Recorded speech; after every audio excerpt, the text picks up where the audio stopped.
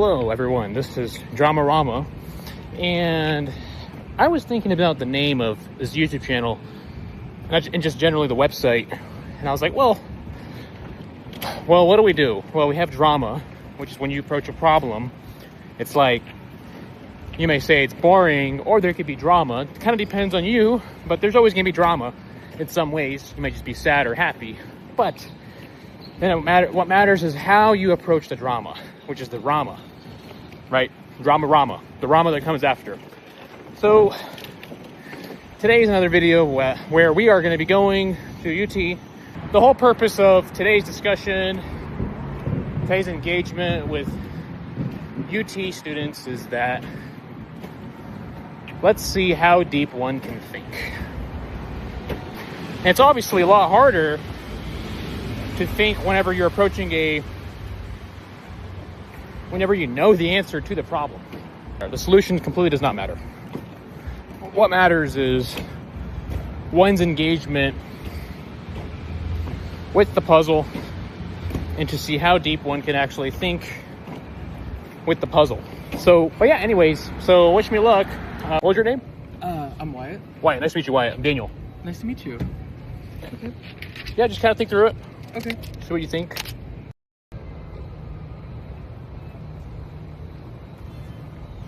I'm not sure that I've got an answer. You don't need an answer. You don't need an answer? So it does have an answer, but the answer really doesn't really matter. Okay. So I guess the question is, how are you currently engaging the puzzle? Well, okay. So since there's like a math major in here, and one of the people has red hair, and we assume that one of them is lying, I'm inclined to believe that the red-haired person is lying, just because there's like statistically less people with red hair. Oh, sure. I mean, that could be. So why do you? So statistically, because there's less people with red hair. Mm-hmm. Oh, okay. That's a very interesting observation, because essentially, I've never thought about that. Actually, is that really the case? Oh yeah, you're right. Mm-hmm. I mean, me walking down here, I have not seen much people with red hair. Right. Good point. Any other observations you can make? Okay. Maybe let's think about like where the puzzle is located. On a college campus. Afternoon. Okay.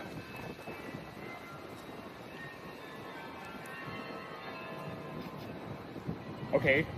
I mean, hey, the solution is actually thinking through it. So it's not to get the answer, even though it has an answer. Okay. So, gotcha. So any idea? Okay, on a college campus, what do people usually do on a college campus? Conversate, debate. So it seems like a pretty normal discussion they're having. Yeah. But then why are they lying? Right? They're not lying about the hair, are they?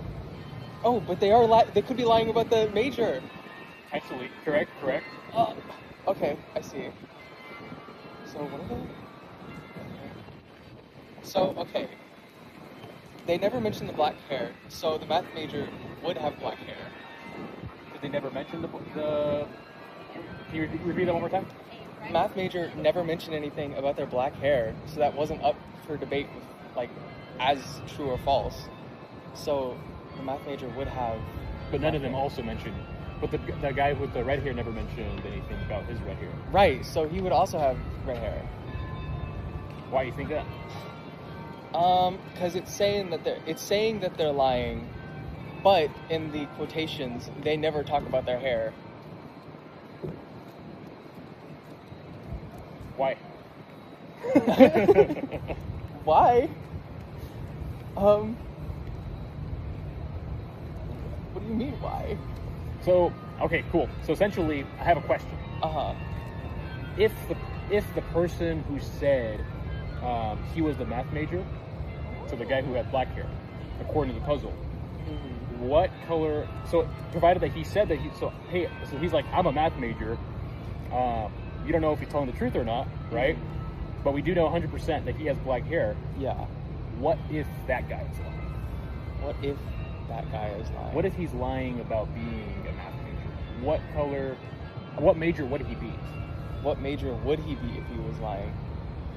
So the guy who said he's a math major, if he was lying, what major would he be? The hint's in the first sentence. Oh. If you think about the foundation of the puzzle, the way it's set up. On a college campus, 2 students, one a math major, the other philosophy, conversely. Okay, so he would be a philosophy major. Why? Potentially. Because the preface is that one is a math major, one is a philosophy major. One of the students, at least one, has to be lying. And if one of them is lying about being a math major, which is the only subject being talked about, then at least it would become like both of them. So maybe the philosophy major is the math major, and the math major is the philosophy major? That's correct. That is correct. Okay. So both of them are lying. Essentially. Yeah. They have to be. Mm-hmm. So that's cool. Yeah, that was a really fun puzzle. It's pretty interesting, you know, once you're thinking about it, you're like, wow, okay. You know, I think the part that throws people off, it's the at least one of them is lying. Then you're like, well, that you hear the word one in there. So then you're thinking, so only, I think then people start to kind of approach the puzzle through like combinational perspective, like, all right, what are the different combinations? Are 2 of them lying at the same time, or 1 of them lying at the same time? And so essentially the whole purpose of this experience is it's an experience. So like you just approach the puzzle, you apply the perspective about it. By some prompts, you're able to get a solution to it. And so what happened in this experience is that you have become smarter. In a small way, you have become a little bit smarter. Yeah. You know, I feel a little embarrassed that I went down the hair route. Oh, no. So actually, you want to go down the hair route. I think so. Like, here's another question. Now, here's the harder question. What's next? So try. Right. And how many different ways how deep can you see the puzzle? Yeah, there's definitely. You took me down multiple routes that I wasn't considering. So. One that led to a solution, but the solution, I don't think really matters. You know, I think what matters is that we are engaging. So if you go down a route, let's think about what are some different routes we could take thinking about this puzzle? Well, it's a college campus. What are people doing at a college campus? They usually debate. And then we can go ahead and ask why a little bit deeper, like, okay, well, why would a person be lying about their major? You know, is this, okay, so now instantly what I'm thinking is like, okay, well, it's a college campus. So it doesn't necessarily mean outside. It could mean maybe they're in a theater on a college campus, right? No, yeah, the broader context, like surrounding what's going on. Because we're so isolated towards just like one thing, you know? What does it mean? And then maybe we could even ask the question like, what are the differences of like a math major and a philosophy major? I think the differences are that, like, what do you think the differences are? Well, one of his core of course, very like logistical, I guess, with the mathematics, and then I guess philosophy is also, it has some logistics to it. Yeah, a little more broader, maybe. Yeah, a little more broader. You're not concerned with exact values, at least from my experience. So maybe another question would be if we want to go down a deeper route down this puzzle.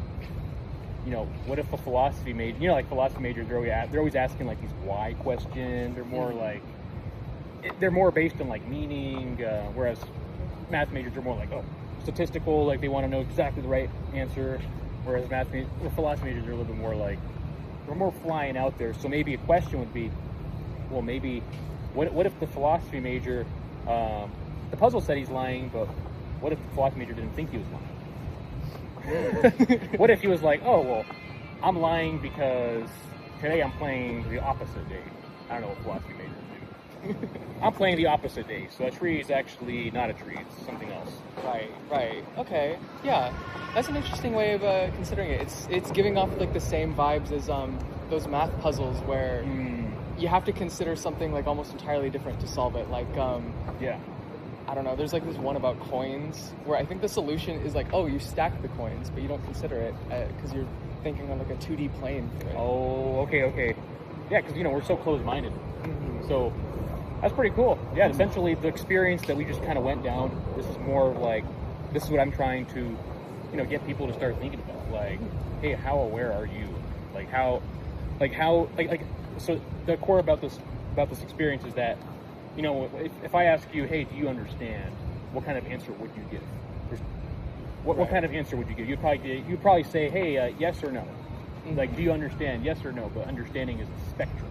Right. And so there's many different ways. Like, so you can always understand deeper. Uh-huh. So like, even if you get the solution, for us it's like so simple, but like that's not the way the world works. So my background is I'm a software engineer, and so what I do is there's no yes or no answer.